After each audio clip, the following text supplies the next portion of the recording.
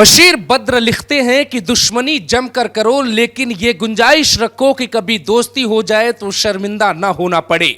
UP की सियासत में केशव प्रसाद मौर्य और योगी आदित्यनाथ की अदावत की कहानी पूरी दुनिया ने सुनी, लेकिन क्या योगी के सामने केशव प्रसाद मौर्य झुककर प्रणाम करने लगे हैं और उन्हें यह समझ में आ गया है कि योगी आदित्यनाथ आखिर है कौन?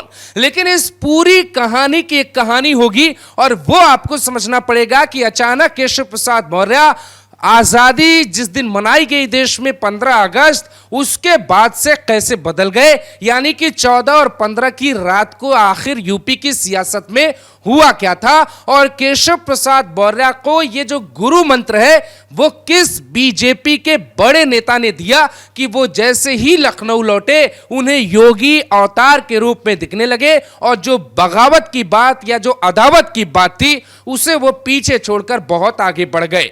पिछले एक हफ्ते में केशव प्रसाद मौर्य ने योगी आदित्यनाथ की 3 से 4 बार तारीफ की, लेकिन इस तारीफ की नींव में जाना पड़ेगा कि आखिर केशव प्रसाद मौर्य, जिन्हें योगी आदित्यनाथ का नाम ही पसंद नहीं आता था, उन्हें योगी आदित्यनाथ पूरे कैसे पसंद आने लगे। 14 अगस्त को प्रधानमंत्री नरेंद्र मोदी और केशव प्रसाद मौर्य की दिल्ली में एक मुलाकात हुई थी और केशव ने मिलने का वक्त लंबे वक्त से मांगा था, लेकिन उन्हें यह मिल नहीं रहा था और उस दिन प्रधानमंत्री ने वक्त दिया। केशव प्रसाद मौर्य को जो लोग जानते हैं, आप में से बहुत से लोग उनको बहुत बेहतर तरीके से जानते होंगे। ऐसा कहा जाता है कि पीएम मोदी के द्वारा खींची गई लकीर को कभी भी केशव प्रसाद मौर्य छोटा नहीं कर सकते। यूपी की घटनाओं का असर, देश में चुनावी नतीजों का असर बीजेपी समझ रही है और योगी आदित्यनाथ के साथ किसी भी प्रकार का कोई छेड़छाड़ करने का प्लान नहीं सफल हो सकता। इसीलिए जब 14 तारीख को केशव प्रसाद मौर्य देश के प्रधानमंत्री से दिल्ली में तकरीबन 1 घंटे तक मुलाकात करते हैं, उसकी ये तस्वीर आती है। उस मुलाकात में हमारे सोर्स ये कहते हैं कि केशव प्रसाद मौर्य को योगी पीएम मोदी ने ही समझाया कि आप अब यहां से जैसे ही लखनऊ लौटेंगे, आप पार्टी की पॉलिटिक्स को उसमें पढ़ने के बजाय आप विरोधियों को परेशान करिए, ऐसी राजनीति करिए और ऐसी राजनीति करिए कि यूपी में बीजेपी 27 में कमल खिला पाए। इस बात को यह भी कहा गया उस मीटिंग में, केशव प्रसाद मौर्य के सामने बात रखी गई कि किसी भी स्थिति में अगर पार्टी के भीतर ही फूट होगी तो 27 में पार्टी को नुकसान हो सकता है और जो भी एक राजनेता के तौर पे जो भी सपने देखे जाते हैं उसके लिए सत्ता का होना बहुत जरूरी होता है। और इसीलिए जब प्रधानमंत्री ने व्यक्तिगत केशव प्रसाद मौर्य को बड़ा नेता बता दिया उस मीटिंग में और उनको यह समझा दिया कि आपका चुप रहना बहुत जरूरी है और उनको समझा दिया कि अगर आप लाइन पर नहीं चलते हैं तो आने वाले वक्त में दिक्कत हो जाएगी और फिर आपका राजनीतिक भविष्य भी खराब हो जाएगा।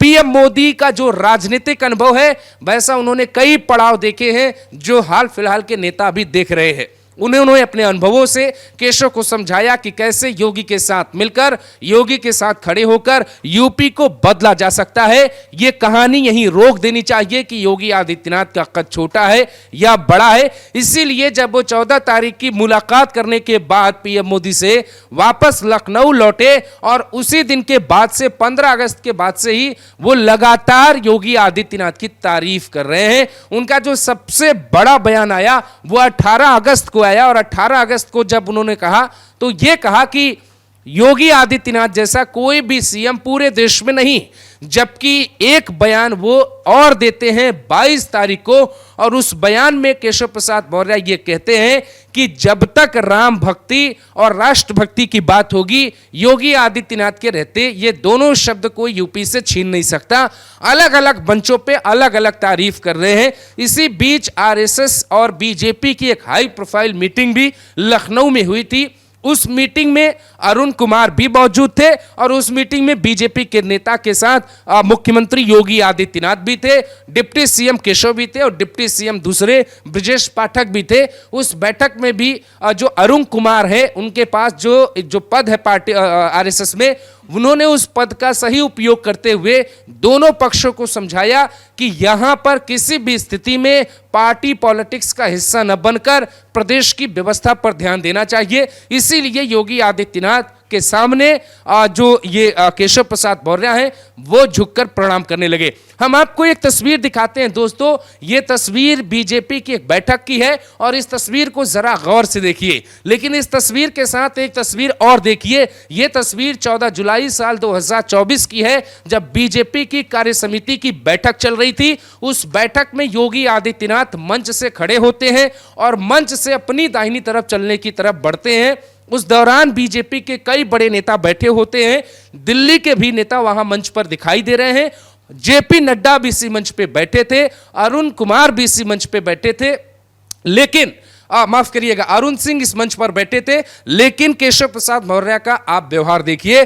जब योगी आदित्यनाथ मंच की तरफ बढ़ते हैं तो केशव प्रसाद मौर्य का पैर पैरों पर रखा है और वो पैर पे पैर रखकर बैठे रहते हैं। उन पे कोई प्रभाव नहीं पड़ता कि उनके प्रदेश का मुखिया, उनकी पार्टी का मुखिया वो मंच पे खड़े हुए हैं तो उनको खड़े होकर उनका अभिवादन करना चाहिए। लेकिन अब आप ये तस्वीर देखिए, ये तस्वीर है 4 दिन पहले की। योगी आदित्यनाथ फिर से मंच पर खड़े होते हैं और योगी आदित्यनाथ फिर से मंच पर अपनी दाहिनी तरफ बढ़ते हैं।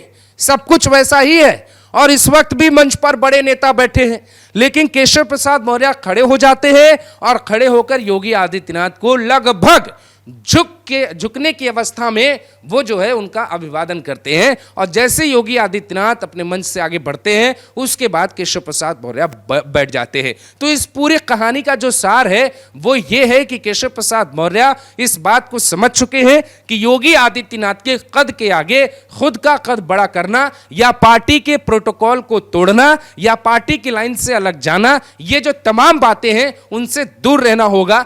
यही कारण है कि पूरी कहानी बदल गई है।